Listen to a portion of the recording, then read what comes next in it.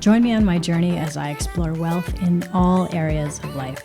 I'm your host, Mindie Cahill, and this is The Lucrative Society.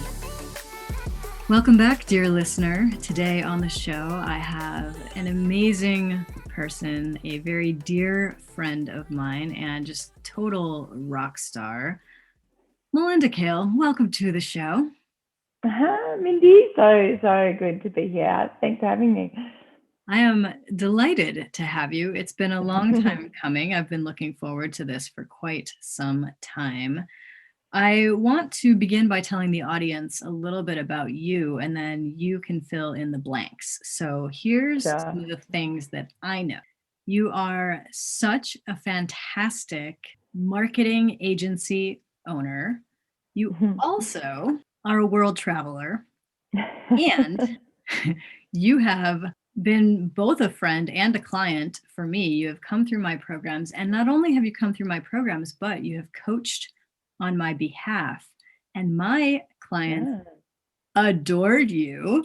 So I am just there's just a lot of love when I think about you or people talk about you. It's always with such good vibes. So I want you to kind of fill in the blanks and talk a little bit about what you're up to and how you got into this current position that you're in. Wow, that was quite an intro, so thank you. And I equally have so many good vibes from you. I mean, when we first met, we just instantly connected, and I always remember driving from Santa Barbara to LA, and we got to talk that whole way, and I was just like, this girl, she's my people. Totally, that was such a fun trip. It was awesome. Yeah, and you've been such a great influence in my life, and hope we can talk to that as well. But the position I'm in at the moment would be, yes, marketing agency owner, which has changed somewhat in the last 12 months. We're grown and taken some amazing business partners into the mix who are making my life just joyful and easier. And I think things are changing a lot now that I think I have to do a bit of letting go for that to happen. And it's been really magical since then that it needed that to become what's next for Huddle. So Huddle Up is the agency. We're a full service agency. So this is another great thing about having business partners is they bring in new skill sets, and we are able to now offer the entire sort of end-to-end life cycle of marketing. We do beautiful branding projects now, do websites, marketing automation funnels. We do the traffic side as well, like Facebook ads, because somebody has to find that funnel. So we do need to, access new audiences on Facebook and things like that. So what having business partners has allowed me to do as well is step into my zone of genius, because before they were around, I would just do everything. And it's easy for me to do everything because I'm not a master at any of it, but I'm good enough at all of it that I can jump in and I'll do that, and constantly putting my hand up to do everything. And that would just drive me into the ground. And I don't know how many times I've burnt myself out doing that. And it was actually about 8 months ago that I burnt myself out once again. And I had 2 client launches in 1 week. And they were both as equally as urgent as each other. Don't ask me how they managed to get scheduled in the same week. And I just worked insane hours, and I got to the end of that week and I was a broken woman, and I just went, that's it. I'm closing Huddle. I'm done. I'm just done. Really? I was just, well, if I can't change it in all this time, and I've been doing it, Huddle's been alive for about 6 or 7 years, and in 6 and 7 years, I'm still burning myself out, then I'm the problem. Like, this thing is not going to change because it's me. I just keep allowing this to happen. And I just got to the point, well, you have to close it. Like, if you can't change this, you need to do something different. And I had amazing offers coming at me from clients going, hey, come work for me. That'd be amazing. And lots of very, what would have been lucrative and fun and great projects and amazing people, and there was plenty of enticing offers around. And I just felt that if I did that, there was a part of me going, you're giving up. Like, that's not cool. And if you're going to close Huddle, you're going to do it in a really powerful way. You're going to do it on your terms, not because you've burnt yourself out. So I had to think about what I could do, and the answer was staring in the face, because I had two incredible humans working for me that just had all the right ingredients. They have the right skills, they have the right vibe, they are kind, they are driven, they're motivated. And I just said, guys, do you want to be business partners? And they both said, absolutely. And since then, it has changed a lot, and it's been able to turn into something that it probably should have a long time ago. And it's with everyone working now in their, what I would call their zones of genius. You know, Jamie is incredible at branding, and Ben is incredible at website projects, and has really dived into all the marketing automation. And because he's a very techie guy, he's just picked it up like super fast. And that has allowed me to do what I love doing, which is all the strategy side. And there's nothing I like better than sitting with a client in a boardroom all day and hashing out an offer, or the best way to market it, or the branding, vision and mission and values, and what this thing's going to be, and how it's going to give back to the world. And there's nothing I like better than doing that. Like, I finish a workshop and I'm like energized. I'm like, awesome. And the client is exhausted. They're like, oh my God, this has been so hard. And I'm like, oh my God, this has been so fun. But that is because that there's something that I do that's easy for me. And life is just easy. Life is a lot more easy when you're working in the thing that you love doing. It's easy. Absolutely. That is so awesome. I didn't realize that those two were your business partners, because I worked with Jamie years ago. Mm-hmm. Like, that's so exciting. I love to hear that. So tell me this, Mm-hmm. you weren't always an entrepreneur. You came from a corporate background, and you just used two words that I want to kind of dig in. The two words that you said were letting go.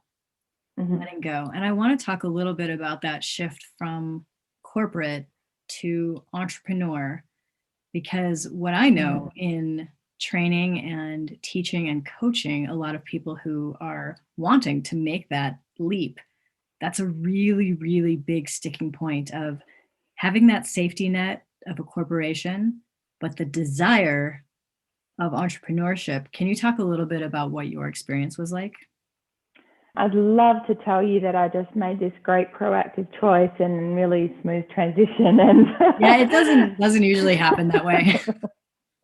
It definitely did not happen for me that way. My corporate career I was working insane hours. It's been a habit of mine for my whole life. I think at the time I was working, regular 60, 70, 80-hour weeks constantly, and this never-ending pile of things to do, and this insane amount of stress. Actually, at the time, and within that stress, I would seek out different things, and I started going to yoga a lot more just to try and have this downtime.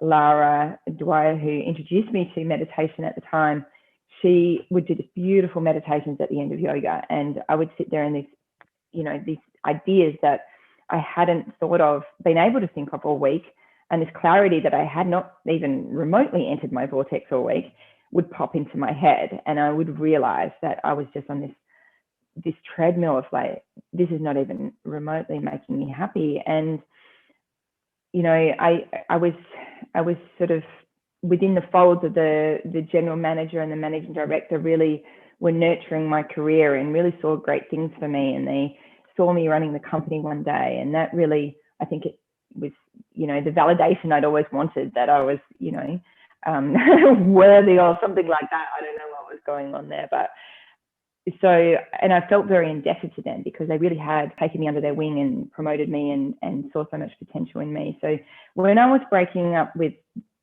corporate, I felt like I was also breaking up with them, and they were really important people to me, and that was really hard. but I didn't do it in a nice staggered fashion. I actually waited until I completely burnt myself out. And I just had no choice. I had to step off, and I had no safety net at all. I had to stop. I knew I had to stop doing that. And I had no safety net whatsoever. And so it worked out fine. That client, that workplace ended up one of my first marketing clients. So they immediately switched from employer to client. And so I ended up having a bit of a safety net that I didn't know was there when I took the leap. But yeah, it was one of the best things I've ever done. I don't think if I hadn't got into meditation at the time, I don't think I'd probably still be doing that. In fact, I was about to do a qualification, post-grad qualification in oil and gas. And because I was working in the oil and gas services industry at the time. And oil and gas couldn't be further away and from my values. Like, that is not where I want to be. That is not somewhere that I felt, that looking back, that is just absolutely not who I am. But I was about to go and do a qualification to make sure I was really there. So that came to me as well. I remember at the time through one of the sessions with Lara, and I was like, my God, why am I doing an oil and gas degree? That doesn't make any sense. I don't like oil and gas. What am I doing? That reminds me of me working in the pharmaceutical industry. Like, it doesn't make any sense, but I did that for almost a decade. It was crazy. It's so interesting. It's because you're doing what everyone always told you to do as well. Oh, I don't know about you. This is my personal perspective. They told you to get the degree. They told you to go and get the job. They told you to climb the corporate ladder. They told you to get the white picket fence.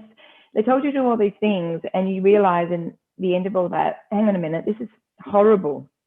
I can't believe that I checked every box that you told me I needed to check. And here I am. This is horrible. Yeah, really, that was something. And I've been allergic to corporate for a long, long time since then. But actually, I've realized recently it's not the evil beast that I'd made it out in my mind. I needed a long break from it. But I'm certainly back working with a number of corporate clients. They're incredible, and I do things very differently to how I ever did at the time. So it's interesting to be back there a little bit and enjoying it. That's awesome to hear. And I want to get into something with you, because years ago we talked about something, and we were just reminiscing about it prior to starting record. This idea of shitty clients. I would love for you to talk about getting rid of shitty clients, because you did it and it was awesome to watch. But I think people out there who are listening may be in a similar circumstance where they're feeling that scarcity of, but I need to keep these clients even though they're terrible. I probably would still be doing that if I hadn't coached with you, Mindie. I remember, and I don't think you certainly gave me all the information to make good decisions, which I probably ignored part of that. And at the time, and I needed to digest and have some soak time with it. And I remember waking up for one of our coaching sessions, and it was very early for me, but I woke up with no sleep. Like, I'd had maybe 2 hours. And insomnia was a really big problem for me at the time. And I got on a call to you and I said, Mindie, I think it's time to get rid of this client. And you just laughed and went, what do you think? And you'd been trying to get this message to me. And I had been stuck in, I think, a bit of a scarcity mindset around it, where, at that time, it was fairly close after divorce. I'd lost a lot of money as well.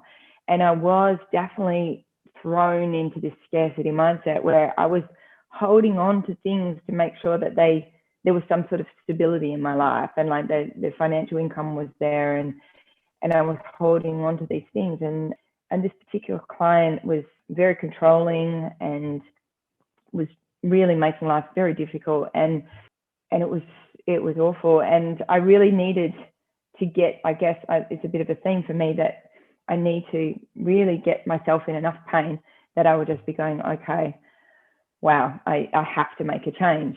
If I hadn't had your guidance at the time, I guarantee it would have taken quite a lot longer before I got to the point that I was just like, okay, I'm ready. And letting go of that client, which was a huge client for us, it was well over 60% of our revenue at the time. And I had to lovingly let that relationship go. It's like a vortex. It just feels, that gap gets filled again. But what it gets filled with is something better. And it's been a continual lesson in my life that when I let go, my lesson in life is definitely to let go. When I let go, something better fills that space. And having the courage to be able to say, no, I can lovingly let that go out of my life and there is something better, it always gets filled with something better. I had the same problem around income at one point because I had lost everything, and not everything, but close to it. And I was really worried about clients paying on time, and I needed that income, needed that cash flow. I had mouths to feed, I had staff. And I remember being so stressed about it. And one day I just went, you know what? I just got to stop stressing about this. It just is what it is. And stressing about it is not making it any better. And the minute I decided to do that, I've never had someone not pay. In fact, I've actually changed a lot of my terms and conditions so they pay in advance. So I definitely don't have to worry about it. But it was something that it never made a difference to stress about it. And as soon as I let go, and as soon as I just trusted that the universe will deliver what I need, it delivered. And it's delivered ever since. It's delivered every time. It's delivered more than I need. So yeah, letting go and moving past that scarcity mindset has been a huge, huge lesson.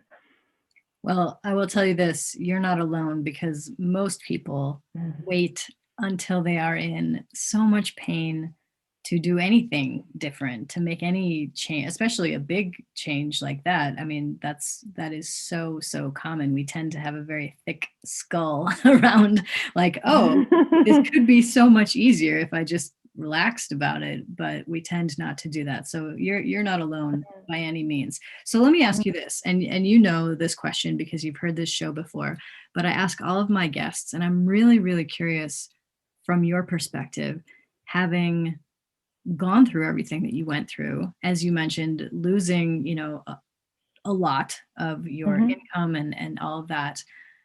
How do you define wealth? What does wealth mean to you? What does that word mean to you? It's funny. I mean, I grew up in a family that my granddad was, obviously post-depression in Australia, where it was all about scarcity. I mean, he grew up as a young boy in a time where there was no food. And, the family really fought to put that food on the table. And he was interesting. Maybe that he became very, very wealthy as a farmer.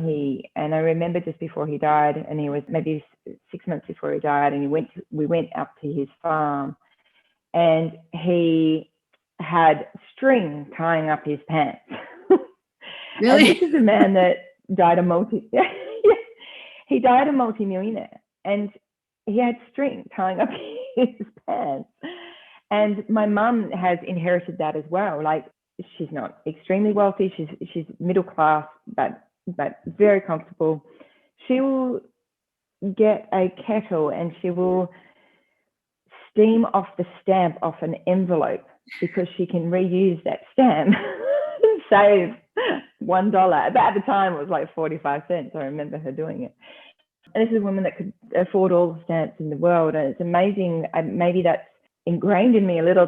Maybe that scarcity mindset maybe has been around for a long time in my life. But I know what it feels like to be worried about money as well, given my, 5 years ago where I was thrown into that in a big way. And it's not fun to not know whether you have enough money. It sucks. It sucks. It's stressful. It consumes you. And when you're in that state, you can't think creatively, struggle to think creatively. You've got adrenaline rushing through your system. You can't make good decisions. So now that things are comfortable and things are going well, I have space. I have space to be creative. I have space to spend money on my business and grow it in, whether that needs some marketing dollars spent, or whether we need a new person to come on board, or whether, we need to do some more training and skill up, and that costs money. We can, those are all options that are available. And when you don't have that, it's tough. It's really tough. So I think money is really important, and I don't feel like I need a lot of it. I've got examples of a lot around me. I have some friends that are really well off, and one friend who's planning $1 million wedding in Europe whenever Europe travel's allowed again, and that's an enormous amount of money to spend on a wedding. So there's examples of that around me, and yet that doesn't seem to be the thing that makes people happy in my mind. You need to have enough. You need to feel comfortable so you can be creative, and you can have fun, and you can be joyful, and because it's not joyful when you have nothing. But I don't necessarily see that having millions makes that person any happier. I haven't seen that that's true, and it tends to be the quality of the work that you do, the impact that you're making, the people that you're surrounded with, the quality of your lifestyle. And lifestyle being, as simple for me as walking the dogs every morning out in the bushland is joyful experience for me. And so all those things are, I believe, what makes people happy. But when there's a severe lack, that affects all those things. So it absolutely does. I love that you're bringing in the happiness factor, because really that was the intention of this show when it started, was looking at how wealth or money and happiness intersect, and where is that point of intersection in our lives. And to your point, I was just reading something recently where it was something like over $85,000. Now, this is in the United States. So I'm not sure what it would be, what it would translate to. But in the US, it was over $85,000. There really wasn't a distinctive difference in happiness or joy above that limit. So like if you were at 80 or if you were at 200, it was like there's not that much difference, or 1 million, or whatever, put any number above that 80-ish thousand, which really speaks volumes to what we should be focusing on. And yeah, a similar figure in Australia. I think it's 70,000 here. I guess for where I see myself going in the future, money's a fantastic thing to allow you to do more as well. I mean, I met a woman recently who spends 70% of her time on philanthropic endeavors because her business is so successful that she can, I love that. Fine. It looks after itself. Yeah. And so it gives you options. It gives you so many options. So for me, it is important. Wealth is important. I definitely have a lot of goals now around being able to do that, being able to spend more time doing things that really matter, things that have an impact, things that if, on my deathbed, that I can say, I came here and I made some kind of difference. I didn't come here and just sit on a treadmill and pay the bills. That doesn't feel like the point of existence for me. So I think it is important. It isn't the portal to happiness. There's so many things that make us happy. Agreed. And to your point, if there wasn't money, or if none of us had any money, you and I would have never met, because it takes money to travel. You were in the US, that's where we met. If we ever want to hang out again when the world opens up again, that will take money to travel. And so to your point, yes, it's such a good thing, but it's not the only thing. So I totally appreciate that. So I want to get into the herb with you. I always say it properly for the Australians, herb. So the H, as you know, stands for habits. You are a very active and what I think of as a busy person. I mean, I think you work way harder than I do. I'm sure of that. I have no doubt about that. So what are the habits, either on a daily, weekly, monthly basis, that allow you to be as productive as you are? I think that I've learnt what not to do. Burning myself out was definitely what not to do. It didn't matter that you spent 70 hours working that week, because the next 2 weeks you were completely ineffective because Right. you were tired, exhausted. And so, I mean, at one point in my corporate career, I gave myself tennis elbow. I couldn't even pick up a pen and I couldn't type. So that definitely affected things for the next month. Wait, And hold that on, was hold from on, hold on. You can't just drop that story and not explain, like, what happened? I just worked too long. I spent too much time at my computer and I gave myself tennis elbow. And I don't know if you've ever had it before, but you can't pick up a pen, you can't pick up a glass. You're completely immobile in the arm. And so that was those kind of lessons, like, it just gets you nowhere to work at that pace. Nowhere. In the long run, you have whatever goes up must come down, and it really got me nowhere. So I guess what I've learned has been from a lot of trial and error. And now I like discipline. I like to get up at 6 o'clock in the morning. I like to walk the dogs every single morning before I go to work. I like to eat breakfast with my partner. I like to go to work. And when I leave work, I prefer not to do any work at night.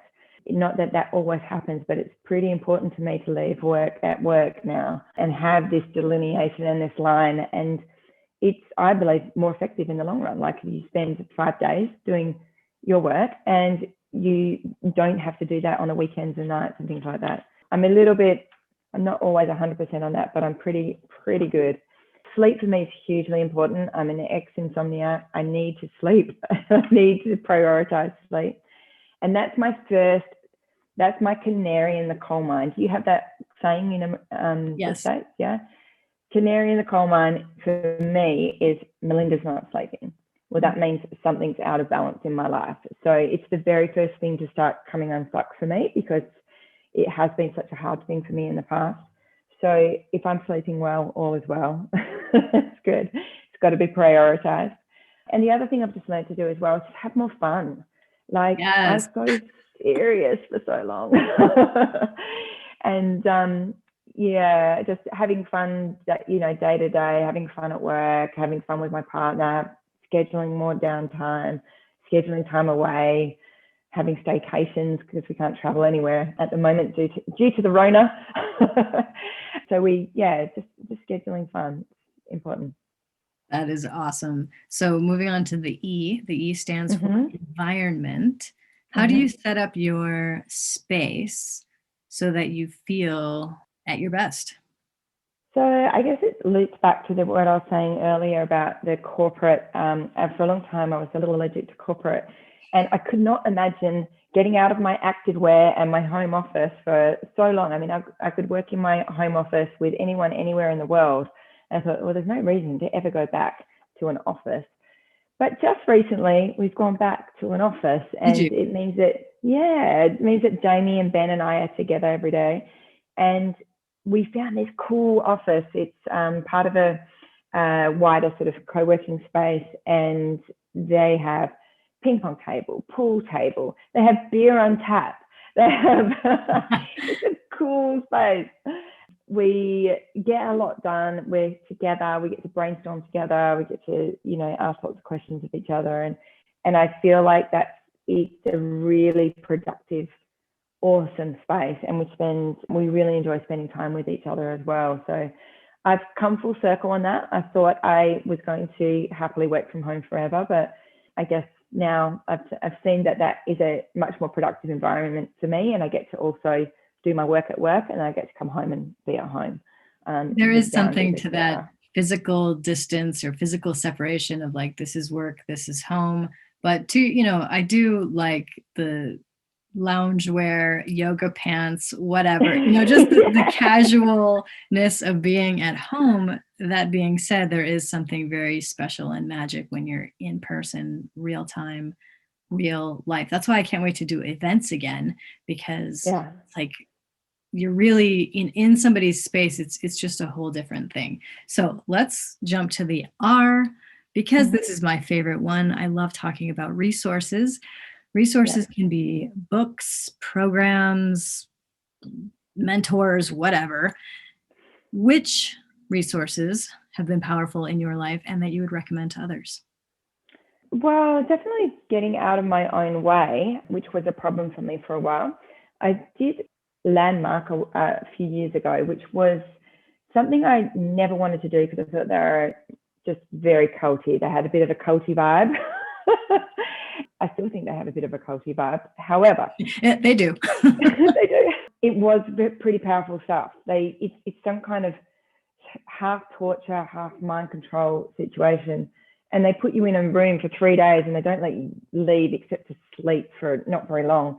And then you're there immersed in it and you're hungry, you're tired, you've been sitting on a seat for far too long. But they really help you understand that you're dragging your past into your future and you're carrying this thing around and you have an opportunity in that weekend to leave it behind. And my partner did it when he had a business that failed, and he was after that business, he created a new business, it was doing okay. He spent most of his week surfing, a little bit of work, and he really couldn't dive back into his business properly because the previous one had been so painful. So he had done that and he really had actually left it behind at Landmark. And after that, his business really flourished and he's now got 12 employees and it's doing very well and he loves it. But prior to Landmark, he wasn't able to sort of move forward with that. So I tried that. It definitely helped me as well, just to sort of put the past in the past into what they call get on the court with life. So I am grateful that I did that. Definitely have a bit of a culty vibe and wouldn't want to continue, but I was glad I did their course. Another thing as well is actually a book that you recommended to me, Mindie, which was Power versus Force. An amazing book. Really helped me understand these layers of consciousness in life and how to relate to people at the various layers of consciousness, how we can elevate our layers of consciousness as well, how we can continually pursue this new level of consciousness. And I got a lot out of that book. So I've got a bit of a love for anything that expands my mind. Yes. I've been reading recently Buddha and the Badass by Vision. Is it Lakiani? I'm not sure how to say it. Lakiani. Great book. Great title. Great book. Mindset by Carol Dweck. I think you recommended that as well to me when I did core, actually. You recommended that book, and you recommended another book at the time that was very important for Huddle, which is called Built to Sell by John Warrillow. Oh, I love that book. Fantastic. And it was what I needed very much at the time, because I was just never going to be able to grow Huddle and have it it's called Built to Sell because you should be building a business that's saleable. You should be building a business that anyone can run, whether you're running it or not. And that's been a real lesson for me and something that I've been crafting over the years. And the coaching program that I did with you, with Core, was instrumental in helping me go down a path of strategy as well, where I really realized, actually, I do have a gift in helping people see insights and to see their blind spots. And so now I actually use that in my marketing business around strategy workshops. So it developed in me the confidence to actually facilitate these sessions. The core program actually gave me time to actually coach people. That was part of the program. And it was in that coaching I would get people sort of say, wow, I can't believe that, I've now got this insight and I now can move past this block that I've had. And I was like, wow, I did that. Wow.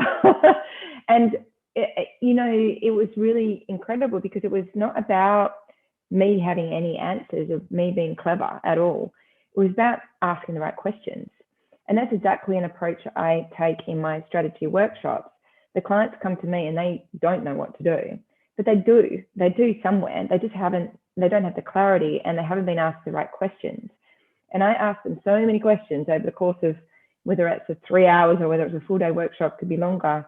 And it's guiding them through a series of questions that they actually evolve the answers themselves. They know their market usually quite well. They know their ideal client.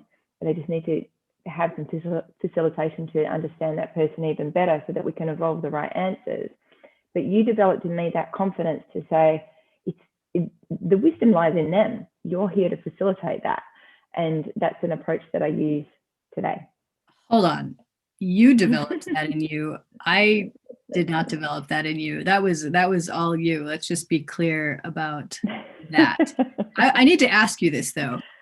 You and I, you mentioned this earlier, we had this amazing road trip in California together, driving down to the airport, or so I don't even know where we were going, but it was such a great time. And I remember telling you about my coach training program. I want to know, why in the heck did you sign up? You were not a coach and you were not planning to become a coach, and yet you did anyway. So I want to know, what were you thinking? I think we had enough time to have a talk about what the things that you do. The thing I didn't know Mindie Cahill before I met you in Santa Barbara, and I had that time in the car with you to learn about your perspectives, and it really ignited in me this. I wanted more of that insight. I wanted more of that. I could tell that you had this approach to life that I didn't have at the time. I really didn't have. And it was a really tough time for me. I was very fresh post-divorce. I was in a bit of a turbulent time, and I was seeking out that wisdom. I was seeking out that clarity, like how to make sense of everything that had gone on. And I could tell that you had this approach to life that made your life a lot more effortless. and not to say that that means your life is always easy. I'm sure you have just as many challenges as all of us do. Particularly what you have been through in the last 12 months is testament to that. I can't even imagine what that must have been like. But your ability to navigate those times and those challenges was really evident to me. And I just had this knowing that I would get something profound from the process. And I did. And I didn't go on to use it as a coach per se, but I have used it to be a marketing coach in my business. And that is the skills that I learned in core have definitely come into play, because it's not just about marketing. And marketing in a million books. You can Google what you like. There's a whole bunch of YouTube videos. You don't need me for that. There's everything you need is out there. But that coaching component has actually helped me to allow people to see insights, allow people to, see past their blind spot and actually know that they almost always have the answers within them. And then they really own that strategy, because it's not something they've just read in a book. It's not just something they've read online.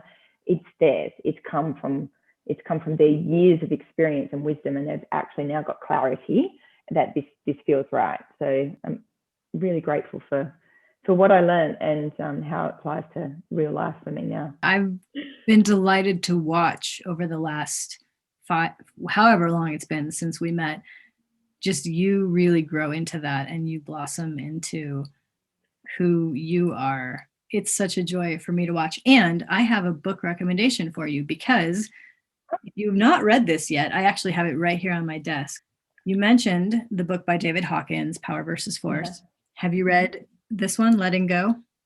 Oh my gosh, that's my thing. I know. You've mentioned it a couple times already today. And I'm like, this book is literally sitting right next to me on my desk. It is a must read. If you thought Power versus Force was good, this will. Wow. So great. Amazing. Yeah. I mean, I have a saying now. I need a new saying, because this one's sounds a bit aggressive, but it's called burn it to the ground. Like, when it gets too hard and it feels too hard, burn it. Just burn it to the ground. And we have bushfires here in Australia. And when a bushfire goes through and burns everything, it's complete destruction at the time. But after a bushfire, all these wildflowers grow. The environment restores itself. It grows back stronger and better than ever.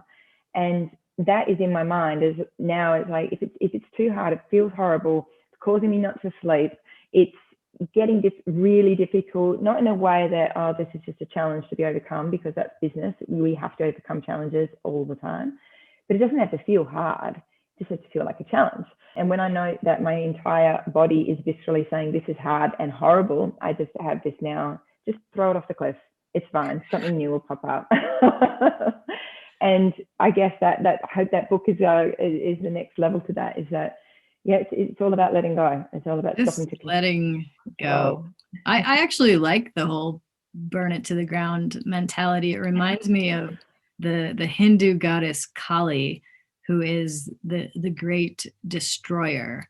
And like it's all in compassion and in love, but it's total destruction. And it's so cool. I love the play of like the two dynamics, but it's all for the highest good. So let me bring us back to the herb, wrap us up with the B, which stands for beliefs.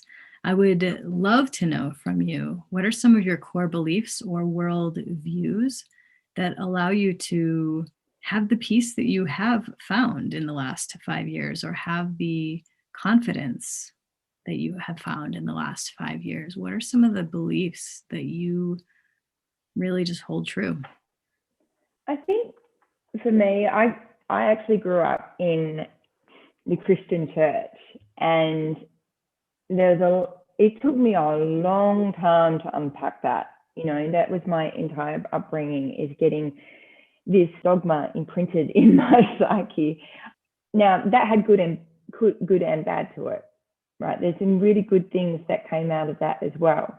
I've got, you know, good ethics. I believe in doing unto others as you have done unto yourself. Those are all things that I learned in the Christian church. But also what came with that was awful amount of guilt and feeling like, you know, they really sort of try and instill in you this feeling of feeling a sinner and needing saving. And this is something that is really, so I had to break free of that. And it took me a really long time to unpack it. And it's through these books, some of the books that we've been talking about, that have been allowed me to see that there is this universal consciousness that is there, and this wisdom, and this, what I believe comes a lot, it's from within. And trusting that power within is something that has been a transition for me, because it was always external to me. It was always God out there. And believing that God is actually right here in my heart is a different, very different take on it. For me, those beliefs have transitioned now. I feel like the core of that Christian upbringing is still there, like that do unto others, and that kind part of it is still there. But my beliefs today, I have many. I have one where it was a bit of a life changer at the time, where I thought something was going really badly and I was really unhappy with this client. And someone said to me, Melinda, always assume positive intent. And I was like, because I was stuck in an incredible negative spiral at the time. And now I use this very much in all interactions. It's like, always assume positive intent. And look, on the odd occasion, it might not be a positive intent. I'll have to deal with that. But for the most part, it's always served me. And that I go in there, I see that people, even if that person is in a bit of a storm and they're angry or anything like that, if you can assume that they're coming from a good place, it changes the whole dynamic of the conversation. I guess I got beliefs around working hard. I've seen that from my family. I've seen that from my family's always worked really hard. That's something that I still believe in to a certain degree, but I've had to unpack that as well. What does actual working hard mean? Does it mean Melinda sitting at her desk for 80 hours a week? No. Nope. No. So I've had to, that's another belief that I've had to transform over the years, that work smarter, not harder thing is very, very true. There's better ways to do it. And I guess back to your resources, part of your HERB acronym, having people around me as well, not just resources in terms of what I've learned from books, but having people around me that are helpful, having people that do the work better than me, letting go of ego that I need to do that work myself, and instead allow them to add their genius to it. They do it better than me half the time. And it's that's a belief now, that it's just really find someone better than me to do the work. I'm great at helping direct that work. I'm great at brainstorming a strategy. There's people out there that are much better than me at actually getting the job done. So that's something that I've had to transition over the years, and has served me very well today. I love hearing about different people's different beliefs, and especially when they're somewhat similar to mine. Like, I also grew up in the Christian church and then spent years unpacking that, figuring that out, like, what do I really believe? And then, went on from that. But I love hearing about other people's experiences. And what I really liked what you said is just that you've maintained some of the good parts, some of the best of it, if you will. So that was awesome. And the one thing that I am so, so, so proud to hear you say is it's not out there, it's in here. Because I remember distinctly, and here's why I remember this, because I said the same thing to you that I said to my husband, because you two both were doing the same thing. I said, when you guys talk about the universe, you're talking about it as if it's something external to you, as opposed to something that is internal to you. And just that you're describing that now, I'm like, yes, woman. So awesome. So Melinda, this has been amazing. I love hanging out with you, and would, go on for hours more. But I would love to ask you, if our listener is interested in learning more about you or seeing what you're up to, where would you like them to go? Well, our website is huddleupcreative.com. That's about all I have, I think.